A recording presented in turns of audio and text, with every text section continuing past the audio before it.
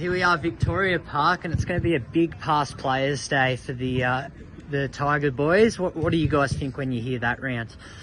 Oh, I think it's kind of probably a test that it's probably the best game of the year for the club, not only on the field but off the field as well. And it's good to get over and share a few old stories with a few old teammates. And the time we get over there, they're pretty well intoxicated, so it ends up being a great day.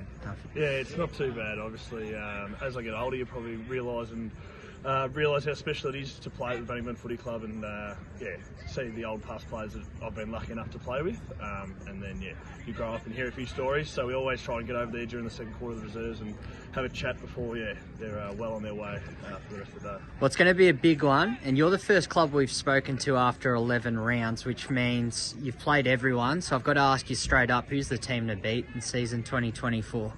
Oh, I think both East Geelong and Werribee have been pretty impressive, and Belmont obviously, but I think from my point of view, just the way they play their brand, I think East Geelong are going to be pretty hard to beat.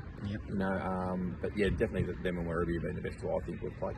Yeah, so obviously probably they're the two heaviest defeats we've had this year, so the way Werribee really spread from the contest was really impressive. So they've got a good mix of young and old at the moment, but East Geelong have been around the mark there, so they've probably learnt from that 2022 experience, and they'll be really competitive come September. Yeah, just studying the media circles this season, Roddy, I've got to ask, all the spotlight's been on your youngsters. Does that mean the experienced blokes like the bloke to your left haven't been in the spotlight enough? Or is that a credit to how good those young ones are going? No, yes and no, Alex, but I think everybody knows the way Connor goes about his footy. He gets attention every week regardless, so I don't think him not being in the media has any bearing on the opposition, because they know who he is and how good he is. So, I think it's just to promote the youth more than how well they're going. They're going well, they've still got a lot to learn. And I think this year we've had a lot of injuries, so we've given kids a go that some aren't quite ready. But, getting back to our senior players like Connor, everybody knows how good they are, mate, and they get attention every week regardless. Just double checking. Now, you got the Roos. You played them in round one. I saw the first half. I don't think they kicked a goal against your back six up until the main break. Has anything changed in the last 12 weeks? Like, have you seen more of their footage in the last month? Yeah, they've probably been, probably lucky to get in round one. They probably hadn't played a lot of footy together, obviously, with the players coming in, like 18 brand new players. It's hard to structure up and play that first game. So when you've got the likes of Bosley, Dalhouse, Lloyd, it's been running around as well. They've been really competitive, and I think from the footage I've watched the last couple of weeks, the way they're moving the footy and the way they're structured up is probably a little bit better than round one. So we expect a really fierce contest, and it'll be good to play on Saturday. It's going to be massive. Live streamed, 94.7 the pulse, all the media, but there's 5 other games. You guys up for some tips? Yeah, right, let's go. All right, so there's a kick in it in round one. North Geelong's now playing host to Geelong West, and tell us, what did you see out of the Giants lineup last week? Well, I think they're much improved, and I think they've had a lot of injuries this year, so if they dish up against North that they did against us, they'll be hard to beat. I think North just gets over the line. Yeah, I'd say North as well. Re-watch that game that they played against Inverleigh, and they structured up really well behind the footy, and we know what Rico can do when he tries to be a defensive mastermind. So we'll go North Geelong in the close one. Yep. East Geelong, they've only lost to Bellpost Hill. They play off again. What happens at Myers Reserve? Oh, I think everyone was finding their feet round one, mate, and Bellpost Hill lost a lot of senior players and experience, and they'll be back in a couple of years, but I think East Geelong will be far too strong. I think East Geelong will have learnt their lesson from round one. Bellpost Hill do have the wood on them, but East Geelong will win that one. Coro's travelling up the highway to play Werribee, so that 95 grand final rivalry 30 years on. Who wins at this time? Oh, I think Werribee. I mean, Coro are on the right path. We played them here a couple of weeks ago, and they've got some good young kids as well, but I think Werribee too strong. Yeah, Werribee will be far too strong with the Duck Bombs. All right, we've got 2 big ones to finish off now. The reigning premier, they play host to the Belmont Lions. You go first. Yeah.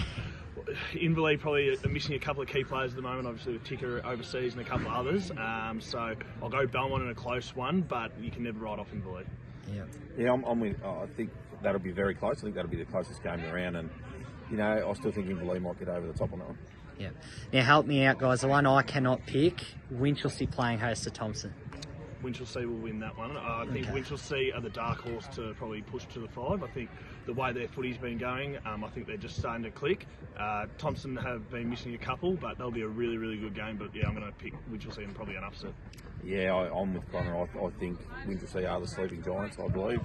They've recruited well. They're 6'1" across the ground. We probably got them at a good time early in the year. We've got them in a couple of weeks. And I think they'll nearly sneak in the finals, and I think they'll be hard to beat on the Saturday. Beautiful. Well, thanks for your time, boys, and we look forward to Saturday's match. Thanks, Alex. Cheers, mate.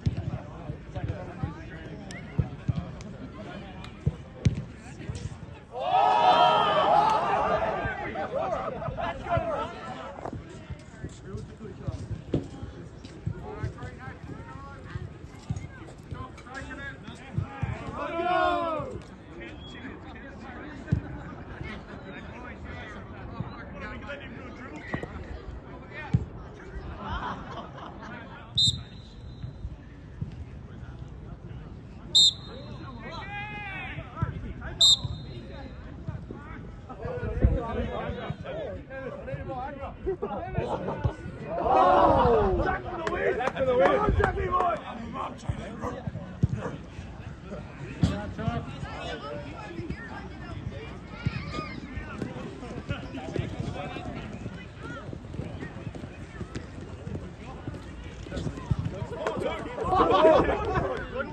No one's buying a fish because everyone's both saying this. Come on, Zach for the win!